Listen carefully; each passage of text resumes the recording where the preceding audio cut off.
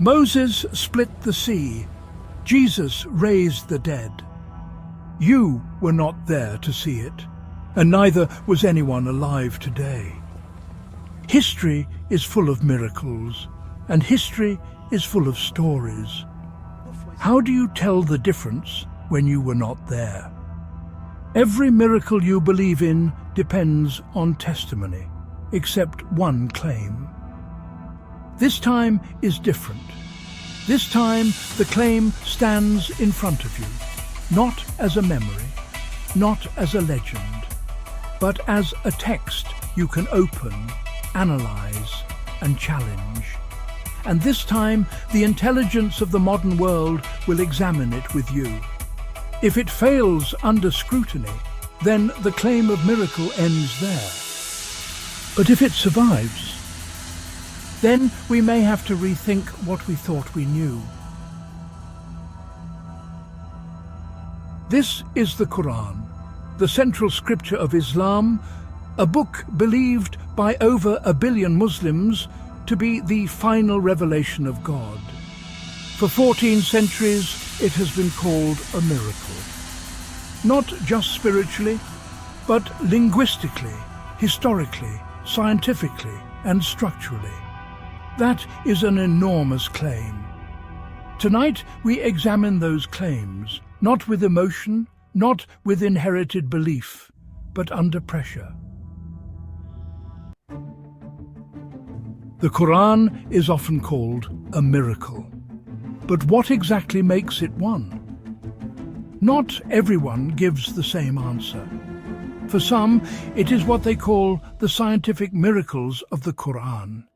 The idea that the Qur'an and modern science align in extraordinary ways. For others, it is the inimitability of the Qur'an, its unique linguistic structure.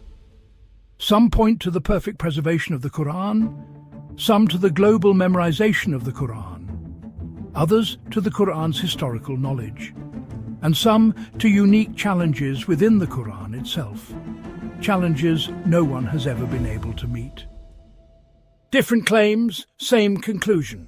This cannot be human. So tonight, we do something different. We take 7 of the boldest Qur'an miracle claims ever made. Not the weak ones, not the sentimental ones. The claims most often discussed when people argue that the Qur'an could not have been written by a human being. And this is where AI comes in. This is an AI-assisted examination of the Qur'an and its miracle claims. Artificial intelligence does not believe. It analyzes. It does not fear blasphemy. It does not protect tradition. It does not inherit faith. Not to mock the Qur'an, not to defend it blindly, but to see what survives. We begin with the softest claim, and we end with the boldest. If even one fully withstands scrutiny, not emotionally, but rationally, then we are not dealing with an ordinary book. 7 claims, real pressure, no shortcuts, no selective reading. 7 tests, 1 final verdict. Take a breath. Let's begin. We begin with the softest Qur'an miracle claim, the emotional impact of the Qur'an. Have you ever listened to Qur'an recitation with your eyes closed? No translation, no subtitles, just the sound. Most of us do not understand Arabic, yet tears come. That alone raises a question. Why does a text move people who do not even understand its language? Strong men, steady, disciplined, have wept like children while listening to it. And this is not rare. In mosques, when someone recites beautifully in prayer, people gather, not for performance, but to feel something. The Qur'an itself says that when it is recited, listen attentively, that you may receive mercy. Many describe the same experience, not as inspiration, but as something deeply unsettling and overwhelming. Surah Al-Fatiha is recited every single day, dozens of times for years. It does not fade like a song. It does not grow old like a poem. Repetition usually dulls emotion, yet here repetition often intensifies it. There are recordings of Christians, atheists and people of other faiths listening to Qur'an recitation and breaking down in tears. These are not isolated incidents. They are publicly documented, repeated and cross-cultural. So we ask, is this a sign of divine origin? Now comes the examination. Emotion alone does not prove divine origin. Many things can move the human heart. Artificial intelligence cannot measure faith. It can only analyze patterns. And from a rational perspective, emotional response is human. So, under scrutiny, this cannot be final proof. But here is what makes it unusual: the scale, the persistence, the consistency across centuries. Few texts in human history are recited daily, globally, and still produce the same emotional intensity 1400 years later. Is that conclusive evidence? No. But it refuses to behave like an ordinary book. And this is only the beginning. Let's continue with something simple. Think of any book you have read. Could you recite even 10 chapter titles in order? Now imagine memorizing 600 pages, perfectly, word for word, not in your language, not with notes, not once, but for life. And yet this is exactly what millions have done with the Qur'an. Not approximately, not symbolically, but verbatim. This is what many describe as the miracle of Qur'an memorization. Not scholars alone, children, elders, people who do not even speak Arabic fluently. For over 14 centuries, the tradition of Hifz, complete memorization of the Qur'an, has continued uninterrupted. And this is not simply reciting it from beginning to end. A Hafiz can be stopped mid-verse, given only a few words, and continue instantly, without hesitation, without searching, without correction. Across continents, across generations, with the same text. If you have ever tried memorizing even a single page of a book, or even a long poem, and then been asked to resume from a random point in the middle, you already understand how demanding that is. Artificial intelligence can store vast amounts of information, but storage is not the same as memory. AI retrieves through indexing and computation. A human Hafiz retrieves internally, instantly, often decades after memorization. So what explains this? The Qur'an is not arranged like an ordinary text. Its rhythm, measured repetition, and sound structure support retention. What repetition weakens in most works, it reinforces here. What modern cognitive science describes as reinforcement and associative recall appears naturally embedded within the Qur'an's composition. And the Qur'an itself states, "We have certainly made the Qur'an easy for remembrance. So is there any who will remember?" 54:17. This is not a distant historical claim. It is observable today. Is this exclusive proof of divine origin? No. But can something at this scale truly be dismissed as ordinary? When one book is memorized in full millions of times, generation after generation. That is not accidental. It may not force belief, but it refuses to be ignored.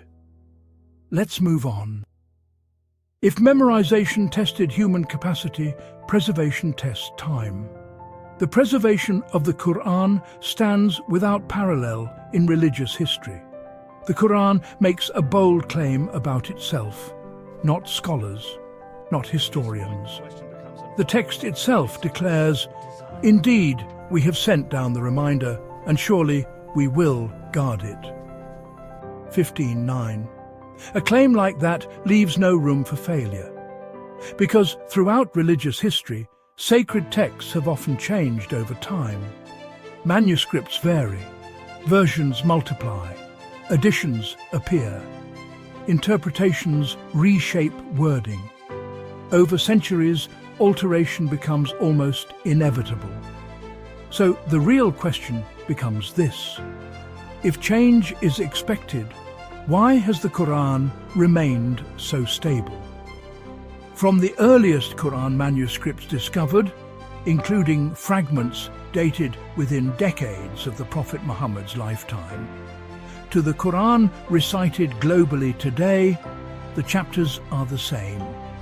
The verses are the same. The order is the same. Not revised, not expanded, not reconstructed centuries later. And preservation of the Qur'an was never dependent on writing alone. When 70 memorizers were killed in battle, a large portion of those who carried the Qur'an in memory was suddenly gone. The Muslim community did not panic. It organized. The text was compiled under the supervision of those who had memorized it directly from the Prophet. Written copies were standardized. Oral tradition and written manuscripts reinforced one another. If a written copy differed, the memorizers corrected it. If a memorizer erred, the manuscript corrected him. Most ancient scriptures rely primarily on manuscript transmission. The Qur'an relied on dual preservation, memory and manuscript together. This created something rare in textual history: a transmission system where oral and written preservation continually verified one another. Even today, as throughout history, if every Qur'an on earth disappeared, the text could be reconstructed from memory alone by millions of memorizers across the world. Modern AI-assisted comparisons of early Qur'an manuscripts and contemporary printed Qur'ans show remarkable consistency. Manuscripts from the 7th century already contain the same consonantal Quranic text recited around the world today. Differences appear mainly in orthographic spelling or later added vowel marks, guides for pronunciation, while the Arabic roots that carry meaning remain unchanged. In other words, the centuries between those manuscripts and the Qur'an recited today do not reveal a rewritten scripture, only the standardization of how it is read aloud. Now we ask the necessary question: is the preservation miracle of the Qur'an alone proof of divinity? No, but when textual alteration is common in religious history and the Qur'an remains stable, that difference demands explanation. If a book claims to be divine revelation and survives 14 centuries without textual collapse, that matters. Very few texts in human history demonstrate stability on this scale. The preservation miracle does not weaken with time. It becomes more visible, and we continue. Now we leave memory and time behind and examine history, the historical accuracy of the Qur'an. The Qur'an emerged in 7th century desert Arabia. No universities, no archaeological science, no Rosetta Stone. Egyptian hieroglyphs were unreadable. Ancient Egypt was, for that world, a sealed civilization. Yet the Qur'an speaks about Egypt with distinction, not approximation. In the story of Joseph, the ruler is called king. In the story of Moses, he is called Pharaoh. That distinction corresponds to two different historical periods in ancient Egypt, something historians only clarified many centuries later. This is not a vague overlap. It is a precise historical alignment. How does a text from 7th century Arabia make a distinction that historians themselves only clarified long afterwards? The Qur'an mentions Haman in Pharaoh's court in connection with construction. It declares that Pharaoh's body would be preserved as a sign for future generations. Preserved long before the modern world unearthed royal mummies and placed them in museums. So we are no longer discussing emotion, we are discussing access. How does a man in 7th century Arabia make historically layered distinctions about a civilization whose language no one around him could read? Muhammad sallallahu alaihi wasallam lived openly among his people for 40 years before revelation. His movements were known, his trade routes were known. The Qur'an calls him the unlettered prophet, 7:157. If he had studied ancient civilizations or consulted hidden scholars, exposing him would have ended everything. Instead, they accused him of being a poet, a sorcerer, possessed, but never a scholar, never a historian, never a student of lost civilizations. And it does not stop at historical references. The same man who speaks with historical precision suddenly speaks as legislator, theologian, reformer. Because the text did not merely recount stories, it introduced law, ethical reform, economic structure, social justice, and governance principles. And within a single generation, a fragmented tribal society transformed into a structured civilization with legal systems, institutions, and expansion beyond Arabia. Not over centuries, within one lifetime.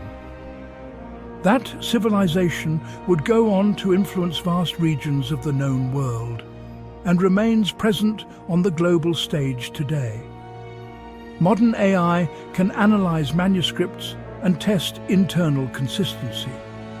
What it cannot do is place 19th century archaeological discoveries inside a 7th century desert context.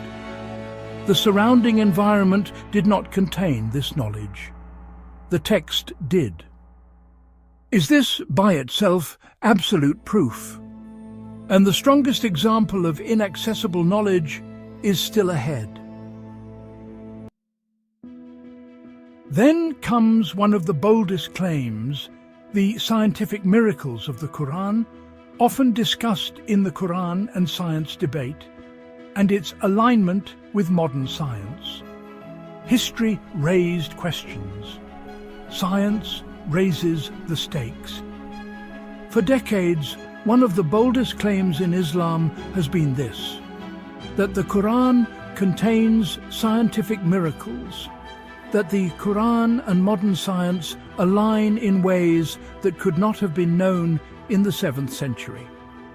If that claim is weak, modern science will expose it.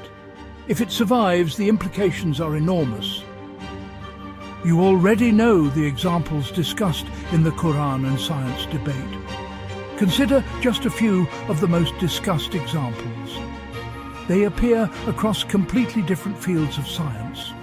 The expansion of the universe, celestial bodies moving in precise orbits, embryonic development in distinct stages, the barrier between two bodies of water, mountains described with stabilizing foundations, the complete water cycle, the protective role of the atmosphere, the unique design of human fingertips, and more.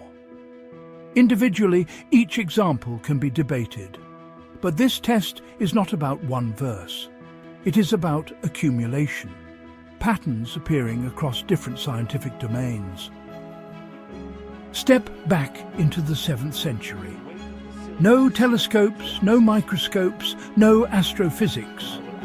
The dominant worldview assumed a largely static universe built on speculative models without scientific instruments. Yet the Qur'an speaks of expansion, of orbital motion, of structured biological development, of natural systems operating in balance, without repeating the scientific errors common in its surrounding world. One accurate statement might be coincidence, two might be fortunate guesses.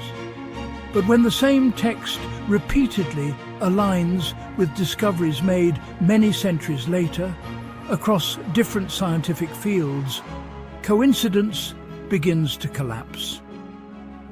Artificial intelligence simply compares timelines, what was known in the 7th century, what the Qur'an stated, what modern science later confirmed. Placed side by side, the pattern does not resemble random guessing. The timeline simply does not line up. If these were lucky guesses or vague metaphors, modern science would have exposed them by now. Science advances. Errors surface over time. Weak models collapse. Clear mistakes get corrected. Yet the Qur'an's descriptions have not collapsed as scientific knowledge expanded. How many alignments must appear before coincidence stops being the rational answer? How many centuries must pass without scientific collapse before the assumption shifts? If you were handed this text without knowing its origin, what century would you place it in? When those timelines are compared using AI-assisted analysis, repeated alignments appear centuries before discovery, without any clear natural explanation. At some point, coincidence requires more faith than design, and we are still not at the strongest test yet. Now we examine a different kind of claim, not language, not history, not science, numbers. Researchers studying the Qur'an began noticing something unusual, numerical patterns hidden inside the text, sometimes referred to as the mathematical miracles of the Qur'an. These patterns are not announced or explained anywhere in the Qur'an. They are simply embedded within the structure of the words. Let's begin with something simple: time. There are 12 months in a year, and the word month appears in the Qur'an 12 times. At first glance, that could easily be coincidence. A word appearing 12 times in a long text is not impossible. But the obvious question follows. If 12 is coincidence, what about the word day? How many times does it appear in the Qur'an? Artificial intelligence can answer that question instantly by scanning the entire text and counting every occurrence of the word. The answer is not approximate, it is exact. The singular word day appears 365 times, the number of days in a year. To understand how unlikely that is, imagine a simple game. Guessing a number between 1 and 20 is possible, but guessing the exact number between 0 and 500 becomes extremely unlikely. Yet here, both numbers match perfectly. And this is only one example. The Qur'an contains many more patterns like this. Opposite concepts begin appearing in balance across the text. Life appears the same number of times as death. Man appears the same number of times as woman. Angels appear the same number of times as devils. These words appear in different chapters and contexts, yet the balance remains across the entire Qur'an. Another pattern appears with the words sea and land. The word sea appears 32 times, while the word land appears 13 times. When these numbers are compared, the ratio closely matches the distribution of water and land on Earth. Roughly 71% water and 29% land. But this leads to a deeper problem. Could these patterns appear by coincidence? Long texts do not normally produce this level of consistent numerical symmetry by chance. In complex systems, repeated structured patterns usually point to one thing: design. Today, a modern author could attempt something like this. With computers, word counters and databases, a writer could track word frequencies and adjust sentences if the balance is lost. But even with modern tools, maintaining such patterns across hundreds of pages while preserving meaning and narrative flow would be extremely challenging. Now, return to the historical reality in which the Qur'an emerged. The Qur'an was not written as a single book that could be edited and revised. It was revealed gradually over 23 years, with verses appearing in response to real events: persecution, migration, conflict, and the formation of a new society. The man delivering these revelations was not quietly composing a manuscript. He was leading a community under constant pressure while the text unfolded piece by piece across decades. So, a final question emerges. What motivation would a human author have to secretly track word frequencies for 23 years, when no one would even notice such patterns until the modern age of computers? And even if someone had that motivation, how could anyone track thousands of verses and hundreds of words in perfect balance without writing tools, statistical analysis, or computational assistance? At this point, the question becomes unavoidable: coincidence or design? Whether someone accepts the conclusion is a personal decision, but the structure itself is difficult to dismiss. And now we reach the only test that could destroy everything we have seen so far. Finally, we arrive at the most dangerous claim of all, not about emotion, memorization, preservation, history, or science, but a claim that dares humanity to try to overturn the Qur'an itself. The Qur'an issues a challenge that has remained open for 14 centuries. If you are in doubt about what we have revealed to our servant, then produce a chapter like it. 2:23. Think carefully about what kind of book makes a claim like this.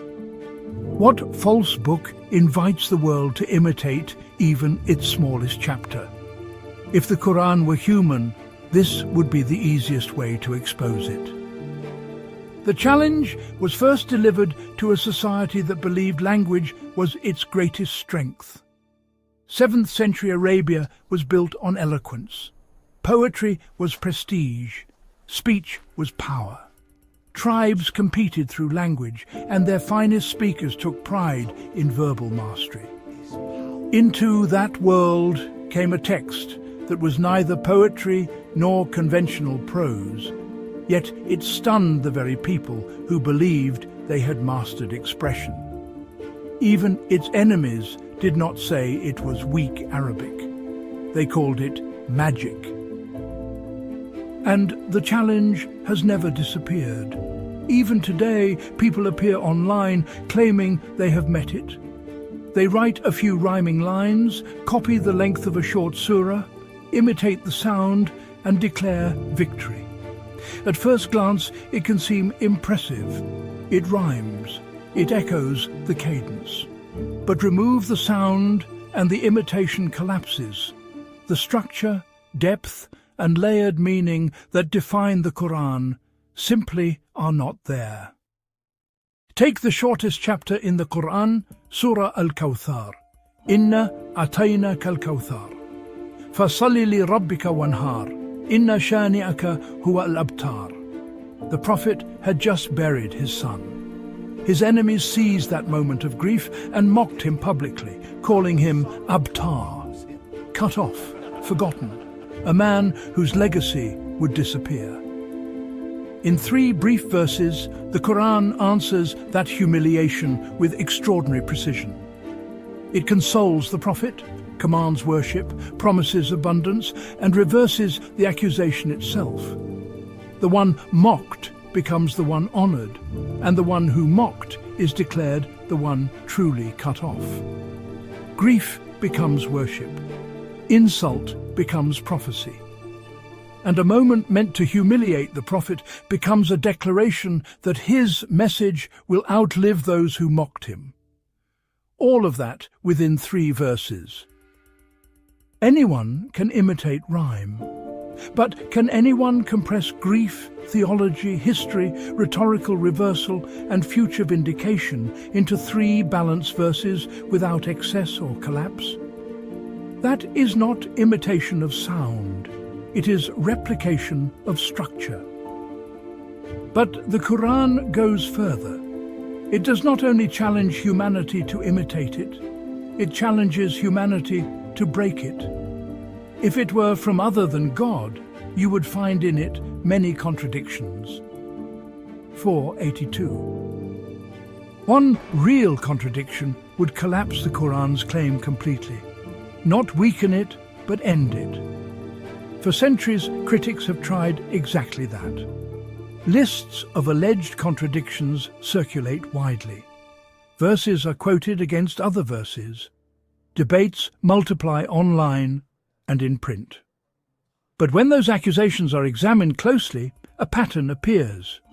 Many rely only on translations instead of the original Arabic language. Many isolate verses from their context, and some attack the Qur'an for claims it never actually makes.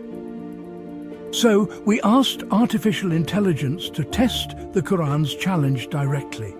Could it produce something truly like it, or expose a fatal internal contradiction within the text itself? The result followed the same pattern seen in human attempts. Surface imitation is possible. Rhyme can be copied, rhythm can be mimicked, but the deeper structure collapses. And when the text is analysed as a complete system within its linguistic and narrative context, no internal contradiction emerges. So the Qur'an leaves humanity with 2 tests that have now stood for 14 centuries. Produce something like it, or expose its failure. Civilizations have risen and fallen. Languages have changed. Entire intellectual worlds have appeared and disappeared. And now even machine-level analysis has entered the discussion. Yet the challenge remains unanswered. 14 centuries later, the challenge still stands. 7 tests have now examined the Qur'an. If you are not yet convinced, hold your judgment, because what comes next is the moment of truth. Now, every line of evidence we have explored converges at once. And if the evidence leaves no doubt in your mind, leave a like and drop a heart in the comments.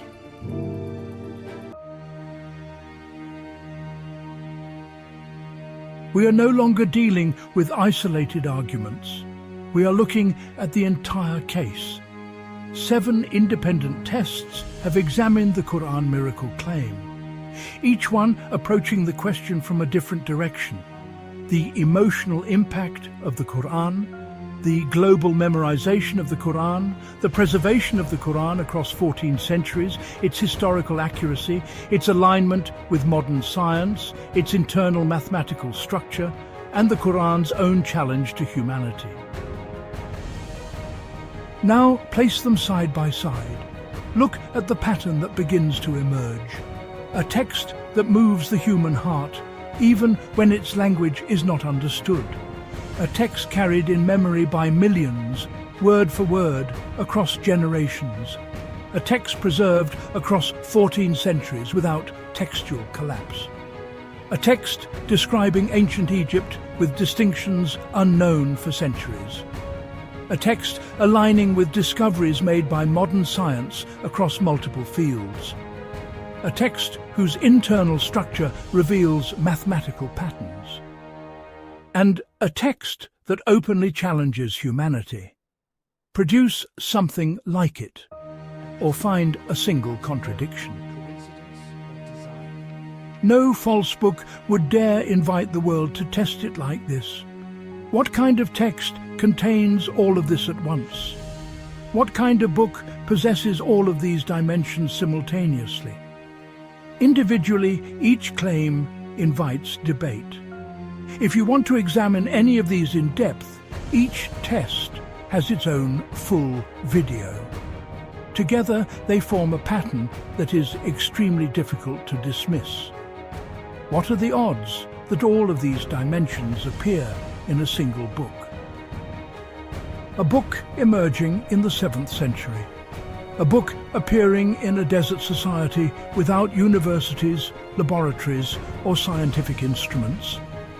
Can one mind design something like this? Can a human author produce a text that moves the heart, embeds itself in human memory, survives 14 centuries of transmission, aligns with discoveries of the natural world, reveals structural complexity within its language, and then challenges the entire world to disprove it? 14 centuries later, the structure still stands, and modern analysis has tested it from every angle. Artificial intelligence has analyzed the Qur'an as a complete system, and it reveals no structural collapse. If one dimension appears, you argue coincidence. If two appear together, you argue probability. But when multiple independent dimensions appear together in a single book, coincidence stops being a convincing explanation. This is no longer coincidence. This is convergence, pointing toward design. But this is not the first time humanity has encountered a miracle. Moses split the sea. Those who saw it had certainty, but generations passed. Witnesses disappeared. The miracle became history. Jesus raised the dead by God's permission. Those who witnessed it needed no argument. But time moved on. The miracle became narration.